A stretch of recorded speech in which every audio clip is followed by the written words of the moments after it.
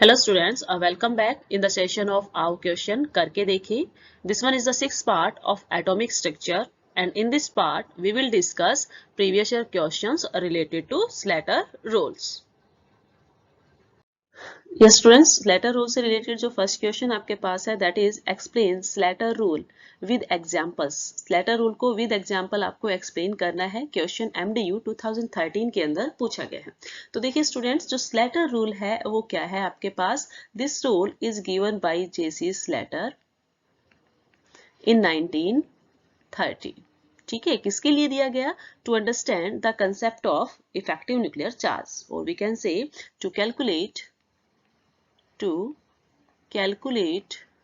effective nuclear charge, that is Z effective. Okay, और उन्होंने Z effective और effective nuclear charge के बीच एक रिलेशनशिप दिया, that is Z effective is equal to Z minus S. ये relation उन्होंने यहाँ पर दिया. Z effective आपके पास क्या है? effective nuclear charge. This one is the effective nuclear charge. This one is effective nuclear charge. Z आपके पास क्या होता है? atomic number. This one is the atomic number और S यहाँ पर क्या है आपके पास? screening constant. Screening constant. Actually उन्होंने इफेक्टिव न्यूक्लियर चार्ज जो है वो फाइंड आउट कर किया. कैसे किया? इफेक्टिव न्यूक्लियर चार्ज क्या होता है कि एक्चुअल में कोई भी इलेक्ट्रॉन कितना न्यूक्लियर चार्ज फील कर रहा है. ठीक है, तो उसके लिए उन्होंने जो है स्क्रीनिंग कांस्टेंट की वैल्यू निकालने के लिए रूल्स दिए और रूल्स जो थे वो क्या थे? फर्स्ट रूल जो है वो ये है कि कोई भी हमें सबसे पहले क्या करना होता है, जो भी एलिमेंट गिवन है उसकी इलेक्ट्रॉनिक कन्फिग्रेशंस लिख लेनी है. ठीक है, हम उसकी क्या करेंगे? इलेक्ट्रॉनिक कन्फिग्रेशन लिखेंगे. देन उसके अंदर हम क्या करते हैं? S और P की ग्रुपिंग करेंगे. ठीक है, तो rule first one is electronic configuration. First rule हम क्या लिखेंगे? Electronic configuration of an element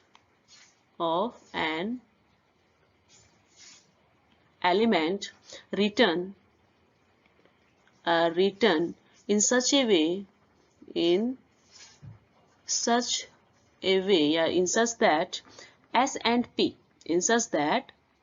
S and P S और जो P है with same values with same value of n, जिनके प्रिंसिपल क्वांटम नंबर सेम है उनको क्या करेंगे? हम एक ग्रुप में रखेंगे. इन वन ग्रुप वाहिल आपके पास बचे हुए क्या है? D and F. जो D और F है place in separate group. Placed in separate group. ठीक है, तो फर्स्ट रूल के अकॉर्डिंग जैसे सेल्टर ने कहा कि आप क्या करेंगे? जो भी एलिमेंट गिवन है, ठीक है, उसके अंदर जो आप स्क्रीनिंग कांस्टेंट की वैल्यू निकालना चाहते हैं जिस भी इलेक्ट्रॉन की, तो उस एलिमेंट की आप क्या करेंगे? इलेक्ट्रॉनिक कन्फिग्रेशंस को राइट डाउन करेंगे. ठीक है, लिखते वक्त उसको आपको क्या देखना है कि आपने वहां पर जिस भी S और P का क्वांटम नंबर सेम है, आप उसको क्या करेंगे? सेम ग्रुप करेंगे, उसको एक सेम ग्रुप बना देंगे. वही जो आपके पास D और F है उनको आप क्या करेंगे? डिफरेंट ग्रुप बनाएंगे. ठीक है, लाइक आप इसको इस तरह से लिखेंगे कि आपके पास क्या आता है? सबसे पहले आता है आपके पास 1s. ठीक है, 1s को छोड़ के आपके पास 2s 2p. देखिए यहाँ प्रिंसिपल क्वांटम नंबर दोनों का 2 है, n की वैल्यू 2 है, तो s और p की हमने यहाँ पर ग्रुपिंग की. देन आप करते हैं 3s एंड 3p. तो यहाँ भी प्रिंसिपल क्वांटम नंबर सेम है तो हमने s और p की ग्रुपिंग की है. नाउ अब आपके पास आता है 3D. तो 3D की हमें ग्रुपिंग नहीं करनी है, 3D सेपरेट रहेगा. देन उसके बाद आता है 4s and 4p. Same quantum number है 4, तो s और p की हमने ग्रुपिंग की. आफ्टर दैट 4D सेपरेट रहेगा. आफ्टर दैट 4f वो भी सेपरेट रहेगा क्योंकि D और F की हमें क्या करना है? सेपरेट ग्रुप्स फॉर्म करने हैं. Okay, after that you have to form 5s and 5p group because दोनों के प्रिंसिपल क्वांटम नंबर सेम है. देन आपके पास आएगा 5D separate group and 5f separate group. इस तरह से आप ग्रुपिंग करते चले जाएंगे जितना एटॉमिक नंबर आपके पास किसी एलिमेंट का है. ठीक है, तो ये था आपके पास first rule. Now second rule क्या है? ठीक है, तो सेकंड रूल ये है आपके पास कि आप स्क्रीनिंग कांस्टेंट की वैल्यू जो है वहां रखेंगे. तो जिस भी इलेक्ट्रॉन की जो इलेक्ट्रॉन आपके पास क्या है कंसिडरेशन में है, जिस भी इलेक्ट्रॉन की आप स्लेटर रूल के अकॉर्डिंग क्या वैल्यू निकालना चाहते हैं, स्क्रीनिंग कांस्टेंट की वैल्यू निकालना चाहते हैं, तो आप उस केस में उससे जो हाइयर होंगे, उससे आगे जो भी ग्रुप्स रहेंगे राइट में, उन सभी की वैल्यूज को क्या लेंगे, 0 लेंगे। ठीक है, फॉर एग्जांपल यदि सपोज कीजिए मुझे क्या करना है, मुझे यदि 4s और 4p में, यदि सपोज कीजिए मेरे पास 4p6 है, मुझे 4p6 के किसी एक इलेक्ट्रॉन्स की क्या करनी है, वैल्यू फाइंड आउट करनी है स्क्रीनिंग कांस्टेंट की, तो मेरे पास जितने भी आगे ये जो ग्रुप रहेंगे इन सभी की वैल्यू मैं क्या लूंगी, 0 लूंगी। ठीक है, तो सेकेंड रूल हम क्या लिखेंगे, screening constant, screening constant for electrons of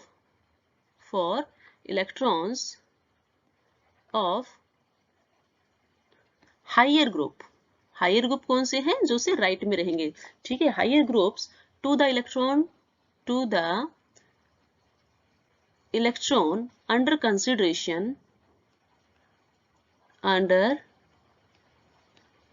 consideration is taken as 0, उसको आप क्या ले लेंगे, 0 वैल्यूज लेंगे। ठीक है, सपोज कीजिए यदि मैंने क्या किया है, यदि मेरे पास यहाँ क्या है 1s 2s 2p 3s 3p and ये क्या है आपके पास 4s है। ठीक है, ये किसके लिए है, 1s के लिए, 2s 2p के लिए सेकंड सेल, देन आती है आपके पास 3s 3p and 3d and last one आती है 4s 4p 4d and 4f। ठीक है, नाउ यदि सपोज कीजिए मुझे यहाँ 3p की किसी इलेक्ट्रॉन्स की वैल्यू फाइंड आउट करनी है, ये जो इलेक्ट्रॉन थर्ड सेल में है, ठीक है, तो उससे हायर जितने भी ग्रुप्स हैं, चाहे वो 5f सीरीज के 5f सेल के हो या 6s सेल के हो, तो उन सभी इलेक्ट्रॉन्स की वैल्यू यहाँ पर क्या ले ली जाएगी, 0 ले ली जाएगी। ठीक है, नेक्स्ट जो है थर्ड रूल जो है आपके पास, थर्ड रूल क्या है आपके पास, कंट्रीब्यूशन towards screening constant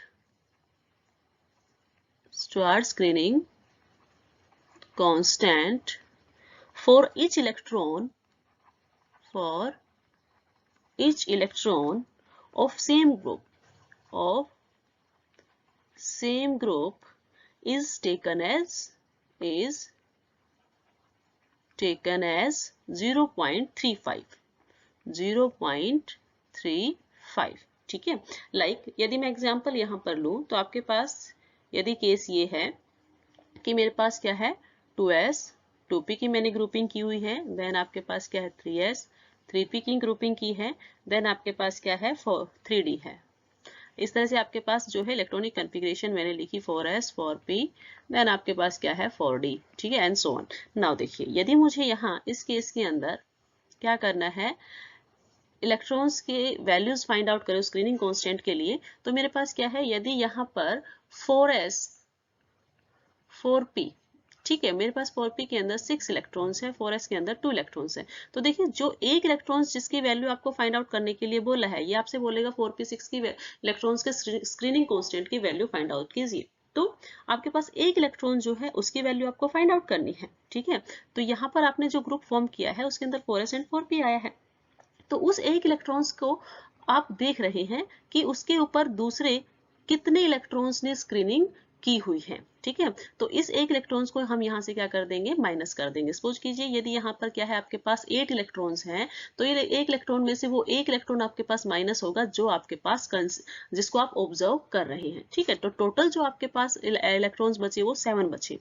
अब रूल थर्ड ये कहता है कि जो सेम ग्रुप के हैं, ठीक है, जिस भी इलेक्ट्रॉन को आप कंसीडर कर रहे हो, जिसको आप ऑब्जर्व कर रहे हो, यदि उसके सेम ग्रुप के पास कोई इलेक्ट्रॉन्स हैं, तो उनके लिए जो स्क्रीनिंग कांस्टेंट की वैल्यू दे रखी है दैट इज 0.35। ये है आपके पास थर्ड रूल। ओके, नाउ जो नेक्स्ट रूल है वो आपके पास क्या है कि यदि आप n-1 के लिए वैल्यू फाइंड आउट करते हो, n-1 क्या है कि यदि आपके पास वैलेंस सेल जिसके भी आप फाइंड आउट कर रहे हो उससे पीछे नेक्स्ट, यदि मैं यहाँ 4p को 4 के केस में फाइंड आउट कर रही थी तो पीछे का जो केस है that is 3s 3p 3d, तो ये आपके पास क्या है n-1 सेल है। उससे नेक्स्ट अंदर एक और देखूं तो n-2 है। ठीक है, तो जब आप n-1 के लिए वैल्यू देखोगे तो n-1 के लिए वैल्यू आपके पास होती है 0.85। जितने भी इलेक्ट्रॉन्स रहेंगे उसको हम 0.85 से मल्टीप्लाई करेंगे। नाउ सपोज कीजिए कि यदि मेरे पास यहाँ 3s जो है 3 की जो भी आपके पास सेल है वो है अंदर, तो आपके पास 3 के अंदर कितने इलेक्ट्रॉन्स है 3s है।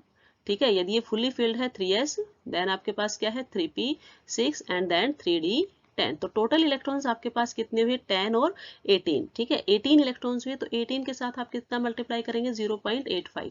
ठीक है, क्योंकि आप जिसको कंसिडर कर रहे हैं वो कौन सी सेल का है 4s 4 सेल का है, तो 4-1 क्या होगा 3। तो थर्ड जो सेल होंगी उसके अंदर जितने भी इलेक्ट्रॉन है उसको आप 0.85 से मल्टीप्लाई करेंगे। नाउ देन आपके पास आता है n-2 के लिए, यदि n-2 के अंदर जितने भी इलेक्ट्रॉन है उसको मल्टीप्लाई करेंगे 1.0 से। ठीक है, और जो लास्ट रूल आपके पास है स्लेटर का वो ये है कि यदि आप क्या करते हो n-1 n-1 नहीं, यहाँ हम डिस्कस करेंगे nd को। ठीक है, nd है। ठीक है, यह आपके पास nf है। d या f के अंदर यदि इलेक्ट्रॉन्स प्रेजेंट है, ठीक है, तो उससे लोअर जितने भी आपके पास लोअर जितने भी ग्रुप होंगे उसका कंट्रीब्यूशन सेम मिलेगा।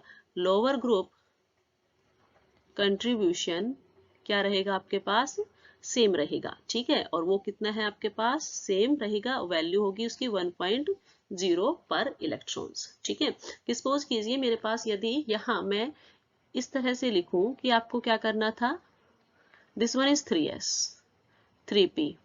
ठीक है, ये आपने क्या की 3s 3p की ग्रुपिंग की और आपके पास 3d है। यदि आपको 3d के किसी इलेक्ट्रॉन्स की क्या करनी है स्क्रीनिंग आपको वैल्यूज देखनी है, तो आप क्या करेंगे 3d के बाद जितने भी ये ग्रुप बच जाते हैं, ठीक है, पीछे वाले उन सभी को जितने भी इलेक्ट्रॉन्स रहेंगे उनको 1.0 से मल्टीप्लाई करेंगे। ओके, नेक्स्ट वन जो आपके पास है वो ये है कि यदि आप 1s का केस लेते हो, ठीक है, तो 1s के केस में जो वैल्यू आती है वो क्या आती है 0.30। ठीक है, 0.30। ओके, ये था आपके पास स्लेटर रूल। तो स्लेटर रूल के अकॉर्डिंग यदि इसको हम क्या करते हैं थोड़ा शॉर्ट फॉर्म में लिखे, तो शॉर्ट फॉर्म में आपके पास क्या है देखिए, यदि n के अंदर जिस भी सेल के अंदर कोई इलेक्ट्रॉन है उसी के ग्रुप के अंदर और जो इलेक्ट्रॉन बच गए हैं n सेल के अंदर मतलब, ठीक है, तो उसकी वैल्यू जो होती है उसको हम किससे मल्टीप्लाई करेंगे 0.35। नाउ सेकंड आया n-1 उससे अंदर, तो उसको हम मल्टीप्लाई करेंगे 0.85। यदि उससे भी अंदर आते हैं n-2 हो गया तो वो वैल्यू हो जाएगी 1.0। ठीक है, एक रूल आपके पास ये फॉर्म हो गया, ये आपके पास फर्स्ट वन। नाउ सेकंड इसने क्या बोला है nd और nf के से नीचे जो लोअर ग्रुप रहेंगे सभी को क्या करेंगे 1.0 से मल्टीप्लाई करेंगे। जितने भी इलेक्ट्रॉन्स रहेंगे सीधा उनको 1 से मल्टीप्लाई कर देंगे, और स्पेशली जो आपके पास 1s होता है 1s है उसके लिए वैल्यू होती है 0.30। ये था आपके पास स्लेटर रूल। नेक्स्ट क्वेश्चन है using Slater rule calculate the effective nuclear charge of 2s electron in scandium and 3d electron in iron. ठीक है, क्वेश्चन MDU 2014 के अंदर पूछा गया है। तो देखिए आपके पास वन जो है एलिमेंट वो गिवन है स्कैंडियम और अनदर वन गिवन है आपके पास आयरन। ओके, जब हम स्कैंडियम, सबसे पहला रूल क्या है कि आपको इलेक्ट्रॉनिक कन्फिगरेशंस राइट डाउन करनी होती है। तो स्कैंडियम का एटॉमिक नंबर 21 होता है। 21 के अकॉर्डिंग इसकी इलेक्ट्रॉनिक कन्फिगरेशन होती है 1s2 2s2 2p6 3s2 3p आपके पास क्या होगा 3p6, देन आपके पास आएगा 3d1 एंड 4s2। ओके, ये आपके पास इलेक्ट्रॉनिक कन्फिगरेशन होती है स्कैंडियम की। आफ्टर दैट हम लिखते हैं किसकी आयरन की electronic configuration, that is 1s2 2s2 2p6 3s2 3p6, then आपके पास 3d आपके पास 6 आता है एंड 4s2 आता है। ठीक है, ये इलेक्ट्रॉनिक कन्फिगरेशन है। नाउ स्लेटर रूल ने सबसे पहले कहा था कि आप ग्रुपिंग कीजिए। ठीक है, जो ग्रुपिंग करेंगे तो 1s को छोड़ के जो सेम जिनका एटॉमिक नंबर है उनकी आपने क्या कर दी, सॉरी सेम जिनका प्रिंसिपल नंबर है उसका आपने क्या कर दी ग्रुपिंग की। 2s 2p की ग्रुपिंग, 3s 3p की ग्रुपिंग, ठीक है, 4d की 3d की सेपरेट हो गई और 4s 1 है 2 है तो 4s सेपरेट रहा। ठीक है, नाउ सेकंड क्या आपके पास आयरन के केस पे 1s then 2s 2p, then 3s 3p, then 3d and 4s। Now देखिए क्वेश्चन में इसने आपसे क्या पूछा है, क्वेश्चन में इसने आपसे पूछा है 2s इलेक्ट्रॉन इन स्कैंडियम। ठीक है, तो 2s इलेक्ट्रॉन्स आपके पास कहाँ है, 2s इलेक्ट्रॉन्स आपके पास यहाँ गिवन है, 2s इलेक्ट्रॉन आपके पास ये गिवन है। ठीक है, और आयरन के केस में पूछा है 3d, तो 3d आपके पास यहाँ है। अब हमें इन दोनों इलेक्ट्रॉन्स के लिए क्या निकालनी है, स्लैटर्स की वैल्यूज फाइंड आउट करनी है। ठीक है, तो देखिए आप जब यहाँ देखते हैं 2s, तो 2s का जो ग्रुप है वो उसके अंदर कितने इलेक्ट्रॉन है, 8, टोटल इलेक्ट्रॉन 8 है। जिस इलेक्ट्रॉन को काउंट कर रहे हैं वो 1 है, तो आपके पास टोटल कितने इलेक्ट्रॉन बचे, 7। ठीक है, जिसको कंसीडर कर रहे हैं उस इलेक्ट्रॉन को छोड़ के बाकी जितने इलेक्ट्रॉन्स हैं वो कितने बचे, 7। तो जो सेम जिस भी इलेक्ट्रॉन को आप कंसीडर करके चल रहे हो, जिसको आपको ऑब्जर्व करना है, उसके सेम ग्रुप के लिए आपको स्लेटर ने रूल क्या बताया है, उसी ग्रुप के जितने भी इलेक्ट्रॉन रहेंगे उसको 0.35 से मल्टीप्लाई करेंगे। अब देखिए ये जो बाकी चीजें बची, ठीक है, बाकी जितने भी आपके पास यहाँ बचती हैं आगे की 3s 3p 4d 3d and 4s 1, ये हायर ग्रुप हो गए हैं। ठीक है, हायर ग्रुप, तो हायर ग्रुप्स के लिए वैल्यू क्या आती है, 0 से आगे जितने भी ग्रुप्स होंगे उनके लिए आप वैल्यूज क्या लेंगे, 0 लेंगे। नाउ पीछे क्या बचता है, 1s बचता है, और 1s के केस में जो वैल्यू है आपके पास आएगी, ठीक है, ये आपके पास क्या था, n की वैल्यू आपके पास 2s है तो 2 है, तो n-1 आपके पास क्या हो जाता है, n-1 आपके पास होगा 0.85 को हम मल्टीप्लाई करेंगे। तो अब इसके अंदर कितने इलेक्ट्रॉन्स गिवन है, इसके अंदर इलेक्ट्रॉन गिवन है 2, और वैल्यू आपके पास किससे मल्टीप्लाई करनी है, 0.85। ठीक है, दोनों को मल्टीप्लाई करके हम एडअप करेंगे, तो मल्टीप्लाई करके आपके पास जो वैल्यू आती है वो कितनी आती है, 0.75 के लिए आती है 2.45, प्लस में आपके पास कितनी है 1.70, एग्रीगेट वैल्यू जो आई आपके पास दैट इज 4.15। ठीक है, तो ये आपके पास क्या आया है, ये आपके पास वैल्यू आई है स्क्रीनिंग कांस्टेंट S के लिए। ओके, आपसे पूछा क्या है, इफेक्टिव न्यूक्लियर चार्ज। ठीक है, Z इफेक्टिव आपसे पूछा है, that is effective nuclear charge, वो क्या होता है Z-S।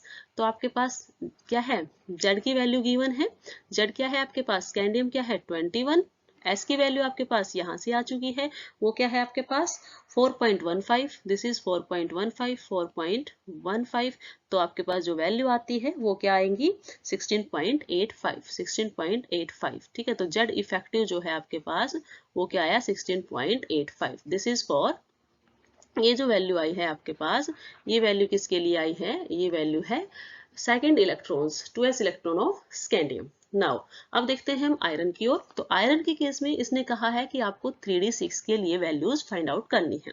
तो सबसे पहले जब हम जो स्क्रीनिंग कांस्टेंट है वो देखिए, तो स्क्रीनिंग कांस्टेंट आपके पास कंसीडर किसको करेंगे 3d। ठीक है, तो 3d के अंदर एक इलेक्ट्रॉन को हमने कंसीडर किया, बाकी रिमेनिंग कितने इलेक्ट्रॉन बचे, आपके पास रिमेनिंग बचते हैं 5। ठीक है, जिसको कंसीडर कर रहे हैं वो अकेला है, तो जिसको भी कंसीडर करते हैं मल्टीप्लाई करते हैं 0.35 से उसी ग्रुप को। बाकी जितने भी हमने डी के केस में रूल पढ़ा था कि यदि डी के केस में आपसे स्क्रीनिंग कांस्टेंट की वैल्यू निकलवाता है तो बाकी जितने भी पीछे ग्रुप्स है उन सबको किससे मल्टीप्लाई करोगे 1 से। हायर ग्रुप 4s है तो इसके लिए वैल्यू तो ऑब्वियसली क्या होगी 0 हो गई है। बाकी रिमेनिंग इलेक्ट्रॉन देखिए कितने हैं, 1s के अंदर 2 है, 2 ही 2s के अंदर है, 6 इसके अंदर है, देन 2 और 6, तो आपके पास टोटल इलेक्ट्रॉन्स हुए 6 और 4 10 और 10 और आपके पास 18। ठीक है, तो टोटल इलेक्ट्रॉन्स 18 मल्टीप्लाई किससे करना है 1 से। ठीक है, नाउ वैल्यू आपके पास क्या आती है, वैल्यू आती है आपके पास 1.75, this is 1.75, this is 1.75 plus में 18। ठीक है, तो आपके पास वैल्यूज आ जाती हैं 19.75। ओके, तो स्क्रीनिंग कांस्टेंट की वैल्यू आपके पास S की वैल्यू 19.755। नाउ आपको देखना क्या है, आपको देखना है Z इफेक्टिव, वो क्या है Z-S। ठीक है, Z की वैल्यू यहाँ कितनी गिवन है, Z की वैल्यू गिवन है आपके पास आयरन कितना होता है 26। नाउ आप क्या लिखेंगे Z 26 माइनस 19.75 और वैल्यूज क्या आ जाती हैं आपके पास 6.25। ठीक है, तो Z इफेक्टिव की वैल्यू जो है यहाँ पर वो आई है आपके पास 6.25। Next question is here, using Slater rule calculate the effective nuclear charge of 1s electron in hydrogen atom, 1s electron is helium atom, and 1s electron in helium positive atom. ठीक है, question MDU 2013 के अंदर पूछा गया है। आपके पास 3 cases given है, one is hydrogen atom, another one is helium atom and next one is helium positive। now सभी के केसेस में इस लेटर को फॉलो करते हुए हमें क्या निकालनी है, जेड इफेक्टिव की वैल्यू फाइंड आउट करनी है। तो देखिए, जब आप हाइड्रोजन की बात करते हैं तो हाइड्रोजन आपके पास होता है 1h1, इलेक्ट्रॉनिक कन्फिग्रेशन 1s1 होती है।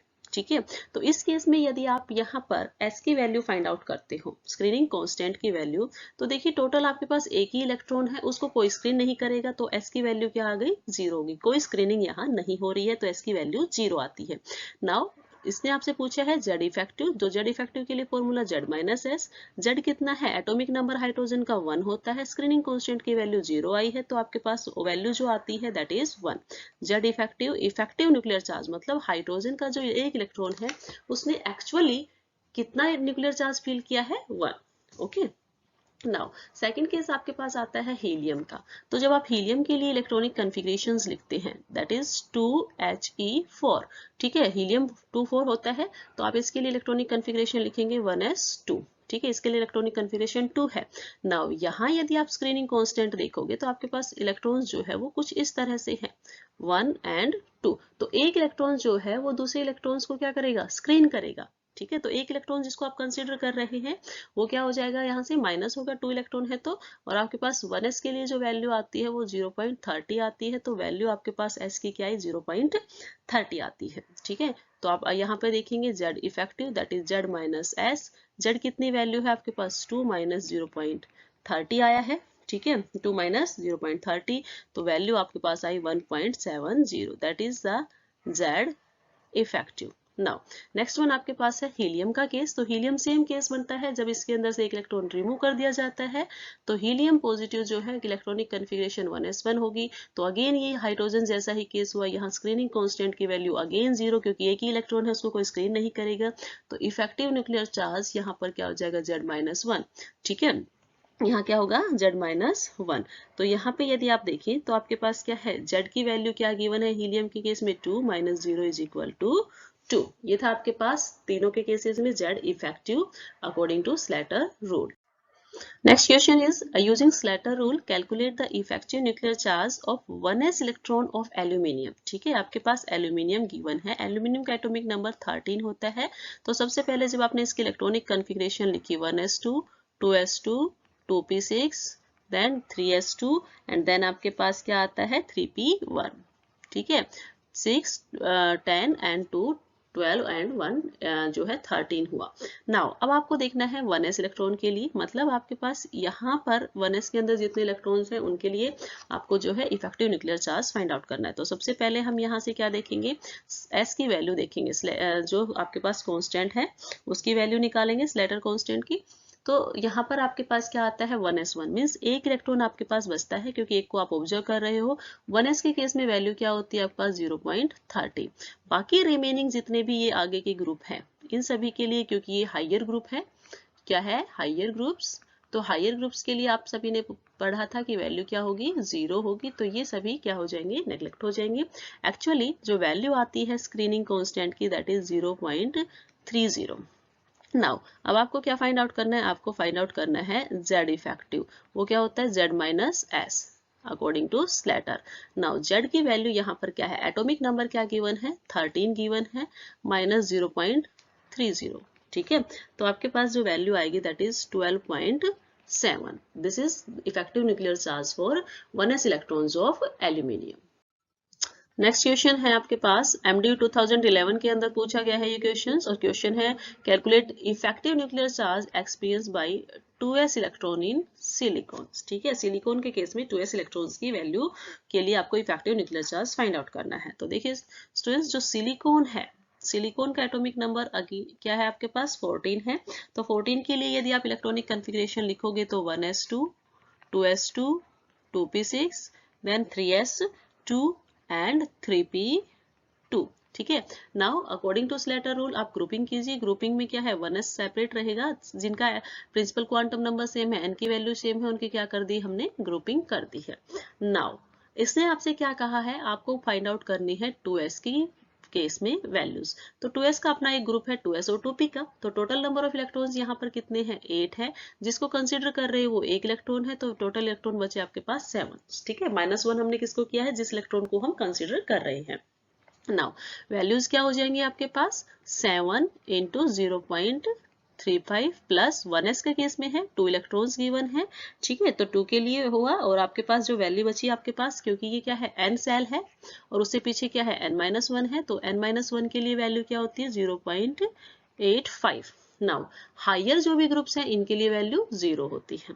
ठीक है, इसको जब आप सोल्व आउट करते हैं तो वैल्यू जो आपके पास आती है दैट इज 2.45 प्लस आपके पास आता है 1.70, टोटल वैल्यू जो आपके पास आती है दैट इज 4.15। ये किसकी वैल्यू आई है, ये s की वैल्यू आई है। अभी आपको निकालना है z इफेक्टिव। ठीक है, that is z minus s। ठीक है, तो z माइनस s है, z की वैल्यू कितनी है आपके पास, z क्या है एटॉमिक नंबर, एटॉमिक नंबर कितना है सिलिकॉन का 14, माइनस कितना करना है screening constant that is 4.15, this one is 5। ठीक है, तो ये आपके पास क्या है 4.15, जो वैल्यू आपके पास आई वो क्या आई आपके पास 9.85। ठीक है, तो ये था आपके पास इफेक्टिव न्यूक्लियर चार्ज जो कि 2s इलेक्ट्रॉन एक्सपीरियंस करता है सिलिकॉन के अंदर। क्वेश्चन MDU 2011 के अंदर पूछा गया है। नेक्स्ट क्वेश्चन है आपके पास, calculate effective nuclear charge of 3s electron in phosphorus by using Slater rule. Question MDU 2010 के अंदर पूछा गया है। तो देखिए स्टूडेंट, सबसे पहले आप क्या करेंगे, आपको फॉस्फोरस एटम गिवन है, तो फॉस्फोरस के लिए आप क्या लिखते हो P। ओके, इसके लिए जो आपके पास एटॉमिक नंबर होता है वो होता है 15। Now electronic configuration write down कीजिए इसके लिए, तो आपके पास होती है 1s 2s 1s2 2s2 2p6, then आपके पास आता है 3s2 and 3p3। Nitrogen family से बिलोंग करते हैं ये, तो आपके पास वैलेंस सेल इलेक्ट्रॉन होते हैं इसके 5। नाउ जब आप इसको इस लेटर के अकॉर्डिंग ग्रुपिंग करते हैं तो 2s 2p की ग्रुपिंग, 3s 3p की ग्रुपिंग। नाउ इसने आपसे किसके लिए बोला है, इसने आपसे बोला है किसके लिए 3s के लिए। इस इलेक्ट्रॉन्स के लिए आपको क्या करनी है, वैल्यूज फाइंड आउट करनी है। ठीक है, तो देखिए जो ये ग्रुप है आपके पास, ये कौन सी सेल है आपके पास n सेल है, उससे पीछे की सेल क्या होगी n-1 सेल होगी और उससे पीछे की सेल होगी n-2। स्लैटर के अकॉर्डिंग क्या है, जिस भी सेल के अंदर है उसको मल्टीप्लाई करेंगे 0.35 से, n-1 को मल्टीप्लाई करेंगे 0.85 से और n-2 को मल्टीप्लाई करेंगे 1 से। ठीक है, और तीनों का क्या कर देंगे बाद में हम सम करेंगे, तो आपके पास स्क्रीनिंग कांस्टेंट की वैल्यू आती है। नाउ आपको सबसे पहले क्या करना है, एंड जिस भी इलेक्ट्रॉन को कंसीडर कर रहे हैं वो 3s है। ग्रुप के अंदर टोटल कितने इलेक्ट्रॉन्स हैं, 2 इलेक्ट्रॉन्स s के और 3 इलेक्ट्रॉन p के, तो टोटल 5 इलेक्ट्रॉन्स है। एक इलेक्ट्रॉन को आप कंसीडर कर रहे हैं। ठीक है, जिस इलेक्ट्रॉन को कंसीडर कर रहे हैं उसको आप माइनस करेंगे, तो टोटल इलेक्ट्रॉन्स आपके पास कितने बच जाते हैं 4। ठीक है, टोटल इलेक्ट्रॉन्स आपके पास कितने बचे 3, जो n सेल है उसके अंदर 4 इंटू किससे मल्टीप्लाई करते हैं 0.35 9, n-1 के अंदर आपके पास 2s2 और 2p6, 2 इलेक्ट्रॉन s के अंदर 2 और 6 इलेक्ट्रॉन p के अंदर है, 8 इलेक्ट्रॉन है और मल्टीप्लाई करते हैं 0.85 से। नेक्स्ट आपके पास है 2 और आपके पास n-1 के लिए मल्टीप्लाई करते हैं 1 से। ठीक है, तो वैल्यूज आपके पास आती है 1.40 प्लस 6.80 प्लस आपके पास 2, टोटल एग्रीगेट वैल्यूज आपके पास आती है 10.2। तो ये आपके पास आई s की value. Okay, now you have to find out the z effective. तो z इफेक्टिव के लिए आपके पास रूल है z माइनस n। अगेन हमें वही रूल फॉलो करना है जो हमने पीछे के क्वेश्चंस में किया है। तो z की वैल्यू आपके पास कितना है, z वैल्यू गिवन है आपके पास 15। 15 के अंदर से कितना माइनस करेंगे, s की वैल्यू दैट इज 10.2। ठीक है, तो आपके पास जो वैल्यू आती है दैट इज 4.8। ठीक है, तो ये आपके पास क्या है effective nuclear charge in case of 3s electron of phosphorus. Next question है आपके पास, कैलकुलेट इफेक्टिव न्यूक्लियर चार्ज। क्या करना है, इफेक्टिव न्यूक्लियर चार्ज देखना है किसके केस में, 2p इलेक्ट्रॉन्स के केस में, जब आपके पास क्या गिवन है ऑक्सीजन एटम गिवन है। ठीक है, MDU 2016 के अंदर क्वेश्चन पूछा गया है। तो देखिए स्टूडेंट्स, आपके पास एलिमेंट कौन सा गिवन है, ऑक्सीजन। ऑक्सीजन का एटॉमिक नंबर आपके पास होता है 8। ठीक है, इलेक्ट्रॉनिक कन्फिग्रेशन आप इसके लिए लिखते हैं 1s2 2s2 2p4। ठीक है, ये आपके पास इलेक्ट्रॉनिक कन्फिग्रेशन हुई। अब इसने आपसे 2p के लिए पूछा है, तो आप देखिए सबसे पहले रूल के अकॉर्डिंग क्या करते हैं, ग्रुपिंग करेंगे। तो s और p की हमने ग्रुपिंग की। नाउ ये क्या है आपके पास, ये है आपके पास n सेल ठीक है। और ये सेकंड बची पीछे की वो n-1 सेल। n के लिए आप किससे मल्टीप्लाई करते हो, n के लिए मल्टीप्लाई करते हो 0.35 एंड जो n-1 के लिए मल्टीप्लाई करते हो 0.85, देन दोनों को ऐड करते हैं। तो देखिए सबसे पहले हम निकालेंगे स्क्रीनिंग कांस्टेंट की वैल्यू। टोटल इलेक्ट्रॉन्स कितने हैं, टोटल इलेक्ट्रॉन्स 2 एंड 4 6 है। ठीक है, आपको एक इलेक्ट्रॉन्स के लिए कंसीडर करना है, तो एक इलेक्ट्रॉन को कंसीडर करने के बाद बाकी बचे इलेक्ट्रॉन्स कितने हैं आपके पास, 6 में से 1 जाएगा तो 5। ठीक है, इनटू किससे मल्टीप्लाई करेंगे n की वैल्यू को 0.35 प्लस में पीछे कितने इलेक्ट्रॉन बचते हैं s के अंदर 2, वैल्यूज n-2 को जो होती है उसको मल्टीप्लाई करते हैं 0.85 से। ओके, नाउ आपके पास जो वैल्यू आती है वो क्या आती है 1.75 प्लस आप इनको जो है मल्टीप्लाई करके इनको सम करना है आपको, तो 1.70, देन दोनों का सम आपके पास आता है 3.45। This is the value of s। Now z effective find कीजिए, तो z इफेक्टिव जो है आपके पास वो क्या है z minus s, z minus this one is the s। तो z की वैल्यू कितनी गिवन है, z कितना है आपके पास इफेक्टिव एटॉमिक जो एटॉमिक नंबर है z का सॉरी ऑक्सीजन का वो क्या है आपके पास 8 है। 8 में से आपको कितना माइनस करना है 3.45। ठीक है, तो एक्चुअल में जो आपके पास वैल्यू आती है 4.45। ठीक है, इट मीन्स जो एक्चुअल में न्यूक्लियर चार्ज 8 था उसमें से ओनली 4.45 जो है वो एक्सपीरियंस किया जा रहा है 2p इलेक्ट्रॉन्स के through, that is the Z effective. Okay, ये था आपके पास ऑक्सीजन के केस में Z इफेक्टिव 2p जो इलेक्ट्रॉन्स फेस करते हैं।